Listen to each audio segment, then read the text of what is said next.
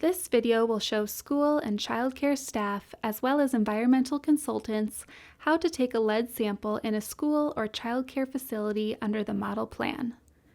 Gather the following supplies you'll need before you start sampling: clean sample bottles from the laboratory, a chain of custody form, something to write with, and clean hands or gloves. The water should be used as normal the day before sampling. Don't sample the day after a weekend or school break. Sampling right away in the morning works well. This will give a good idea of the level of lead in the water after sitting unused overnight. Regardless of when you take the sample, do not use the water 8 to 18 hours beforehand. Take the sample from any place the water is used for cooking or drinking, such as a sink. This includes bathroom and classroom sinks if those fixtures are being used for drinking or filling water bottles.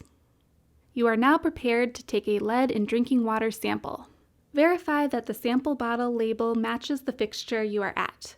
When you're ready to take the sample, remove the cap from the bottle and carefully set it aside with the inside of the cap facing up. Position the bottle under the faucet.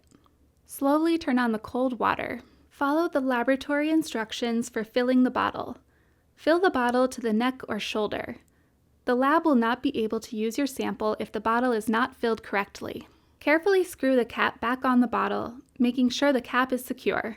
Turn the bottle upside down. The bottle should not leak. If the bottle leaks in transit, you will need to resample. Write the date and time the water sample was collected on the label. On the top of the chain of custody form, write the name and contact information of the person who collected the sample.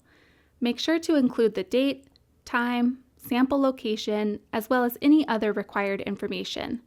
Sign and date the bottom of the chain of custody form. Some schools and childcare facilities might need or want to take a flushed sample. A flushed sample helps us figure out if the lead in the water is coming from the plumbing behind the fixture, and if flushing will help reduce lead in the water. Some sites take a flushed sample, or more than one, to make sure their lead prevention actions are working. Others take a flushed sample in response to a high lead result. If you are collecting an initial first draw and a flushed sample, make sure to label the bottles accordingly.